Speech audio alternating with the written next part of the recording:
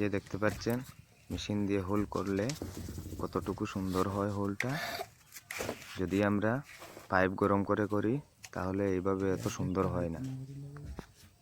Machine দিয়ে যতটুকু সুন্দর হোল করা যায়।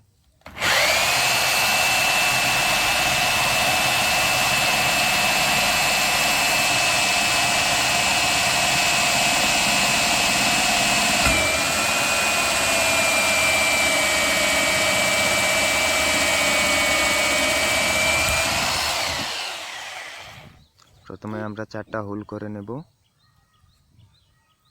এটা হলো ইনলেট, আগে যেটা করা হয়েছিল ওটা ছিল আউটলেট, আর একটা ক্লিন করার পরে জল বেরোনোর জন্য, আর একটা ওভারফ্লো পাইপ। সিনটেক্সটা ভরে গেলে ওভারফ্লো পাইপ একটা দেওয়া হবে, এজন্য 4টা হোল করা হবে। ওভারফ্লো পাইপ দেওয়ার জন্য আমি 1/2 ইঞ্চি পাইপ ব্যবহার করেছি। এজন্য আমাদের ছোটো 1/2 ইঞ্চি ছিদ্রের বিটটা লাগানো হচ্ছে। একটা জিনিস লক্ষ্য রাখবেন, প্লাস্টিক সেদা করার সময় হ্যামার দিলে সব সময় নর্মাল মুডই ব্যবহার করতে হবে। মুড ব্যবহার করলে অসুবিধা হয় ছিদ্রতে।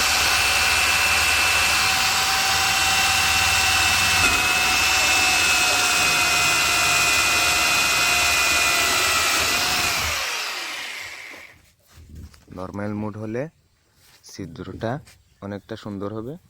যদি আমরা ভাইব্রেট মুড দিয়ে ছিদ্রটা করি তাহলে এভাবে সুন্দর হবে না, করতেও অসুবিধা হবে ছিদ্র। মেশিনটা সঠিক জায়গায় বসানো যাবে না।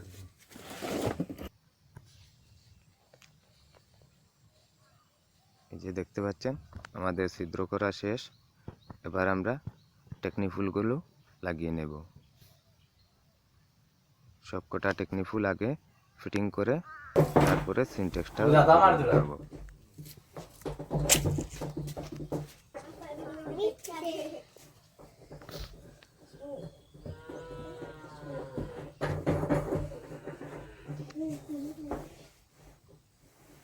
খুব সহজেই টেকনিফুলগুলো লাগানো যায়, দেখতে পাচ্ছেন।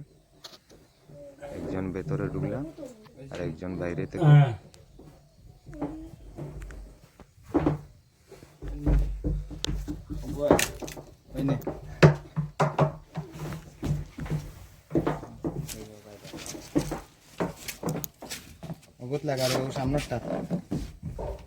এই যে দেখতে পাচ্ছেন বাইরে থেকে চাপা মারে ধরতে হবে, ভেতর থেকে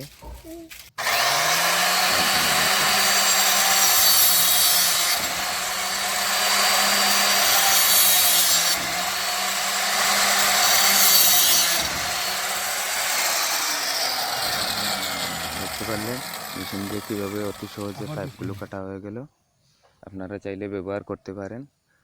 টাইস কাটার পুরানা ব্লেড যেগুলো আছে ওই ব্লেডগুলো দিয়ে অতি সহজে এই পিভিসি পাইপ কাটা যায়।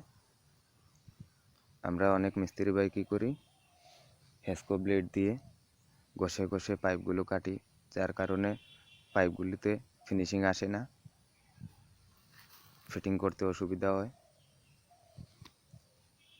আর টাইস কাটার ব্লেড দিয়ে এভাবে পাইপ কাটলে পরে অনেকটা ফিনিশিং আসে, অনেকটা সহজও হয় ফিটিং করতে। দেখতে পাচ্ছেন আমরা সবকটা আগে জোড়া লাগিয়ে নিয়েছি। প্রথমে বল বাল্ব, তারপরে টিটা এয়ার পাইপের জন্য দেওয়া হয়েছে। তারপরে আমরা একটা ফিনিয়ন লাগিয়ে নেব। আপনারা দেখতে পাচ্ছেন সবগুলো আগে ভালোভাবে মুছে নিচ্ছি, কারণ ওগুলোতে ধুলো ময়লা থাকতে পারে। ধুলো ময়লা থাকলে ইউপিভিসি পেস্টগুলো ভালোভাবে ফিটিং হয়ে বসবে না। এই যে দেখতে পাচ্ছেন ফিনিয়নটা লাগিয়ে নিয়েছি, যাতে যদি ট্যাঙ্কিটা খুলে পরিষ্কার করতে চায় করতে পারে, কোনো সমস্যা না হয়।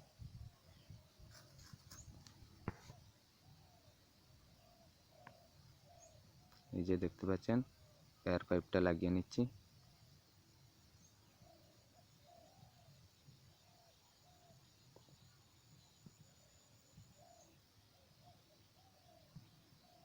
এয়ার পাইপের উপরে আরেকটা টি দিয়ে দিচ্ছি। আপনারা চাইলে এলবো ব্যবহার করতে পারেন, এলবো ব্যবহার করে একটা পাইপ লাগাতে পারেন।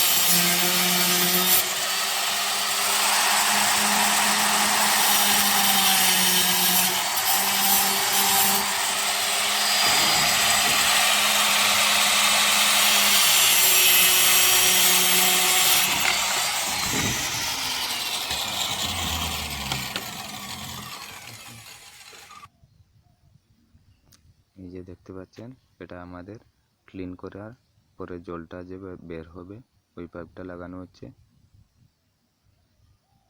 একটা বল বাল্ব লাগিয়ে ফিটিং করে নেব। টেকনিফুল আগেই লাগিয়ে নিয়েছিলাম আমরা।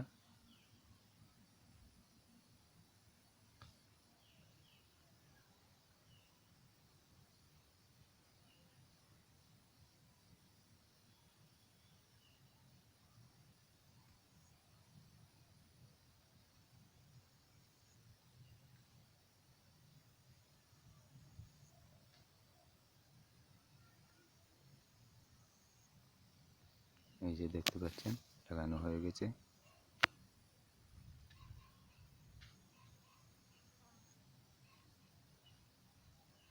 এবার ইনলেট পাইপটা লাগিয়ে নেব।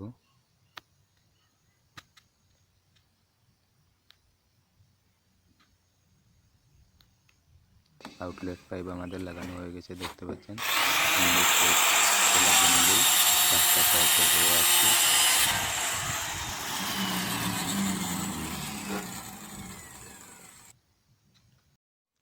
আউটলেট পাইপ লাগানো শেষ।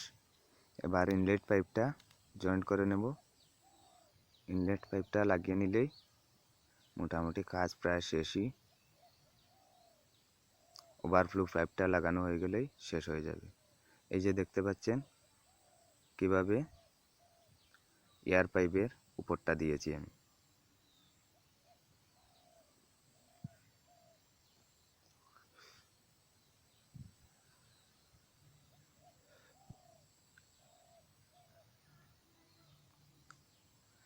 একটা পিনিয়ন লাগিয়ে নেব যাতে ট্যাঙ্কিটা আলাদা করে ওয়াশ করা যায়।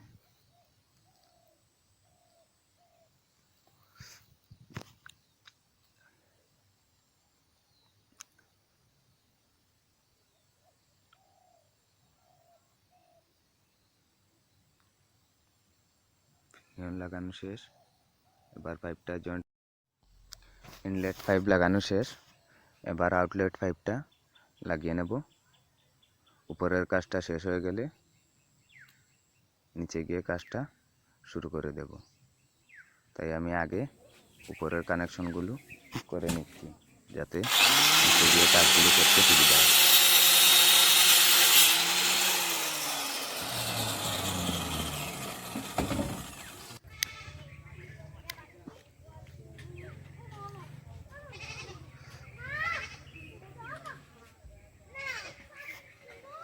এই যে দেখতে পাচ্ছেন সবকটা পাইপ লাগানো হয়ে গেছে উপরে।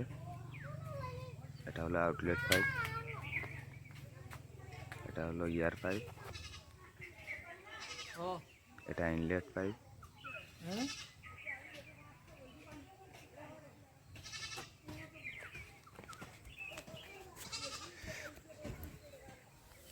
এটা হলো ক্লিন করার পরে জলটা বেরোনোর জন্য দেওয়া হয়েছে।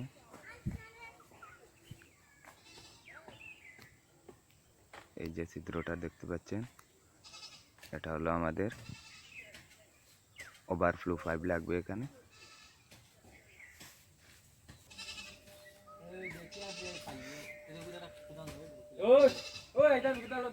যে দেখতে পাচ্ছেন সবগুলা পাইপ লাগানো শেষ। এবার নিচে চলে যাব আমরা, নিচে গিয়ে নিচের কাজটা শেষ করে দেব, আর একটা ভিডিও করে দেখিয়ে দেব নিচের কাজটা কী করে করেছি।